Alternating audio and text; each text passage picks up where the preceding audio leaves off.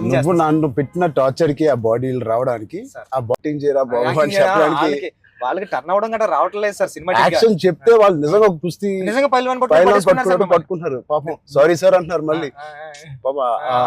Sports man instinct ఉంటుంది కదా, sports man spirit, అది ఎంత మనం యాక్టింగ్ చేయరా అన్నా కూడా రాదు వాళ్ళకి.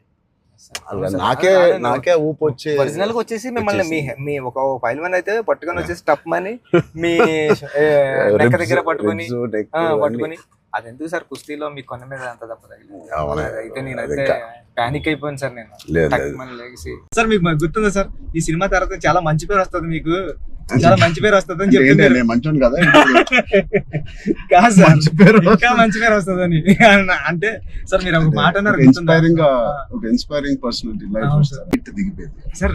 కొన్ని సీన్స్ లో శ్రీదేవి గారి లాగా అనిపిస్తుంది అండి, కొన్ని నమ్మకున్న ఆవిడకి స్ట్రైట్ దిగిపోయింది. నువ్వు నన్ను పెట్టిన టార్చర్ కి ఆ బాడీలు రావడానికి, ఆ బాడీలు అన్ని రావడానికి, ఒకటి క్రికెట్ బాడీ అడిగావు. క్రికెట్ సార్ అంటే క్రికెట్ బాడీ అంటే అసలు చాలా లీన్ గా మన తిలక్ వర్మ, హార్దిక్ పాండ్యా ఒక షర్ట్ వేస్తే ఎలా ఉంటుంది అదొక బాడీ అడిగావు. అలవాటుగా ఆ కొండలోని అట్లా తిరగడం వల్ల వచ్చిన బాడీ అన్నట్టు అదొకటి అడిగావు. అది అయిపోయిన తర్వాత సార్ మళ్ళీ సార్ కొన్ని రోజులు మళ్ళీ షూటింగ్ జరుగుతా ఉంటే సార్ ఏంటి సార్ నాకు ఆ లుక్ రావట్లేదు అంటావు. ఈ లుక్ షూట్ చేస్తే ఆ లుక్ ఎలా వస్తుంది? కుస్తీ లుక్ కావాలన్నా సార్, రెజ్లింగ్ రెజ్లింగ్ లుక్, కుస్తీ లుక్ కావాలంటావు సార్. నిజంగా చెప్పాలంటే సార్ నాకు అడగడానికి కూడా భయం వేసేది సార్.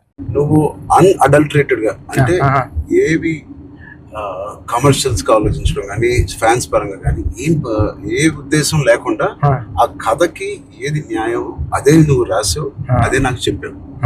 అక్కడ నీ నిజాయితీ నాకు ఫస్ట్ నచ్చింది, ఆ క్యారెక్టర్ లో ఉన్న నిజాయితీ నచ్చింది, పెద్దిగాడి క్యారెక్టర్ లో ఉన్న నిజాయితీ నాకు నచ్చింది. దాని తర్వాత ఏదేమైనా లైఫ్ లో ముందుకు సాగుతూ వెళ్ళాలి అనే point is the biggest point of Peddi.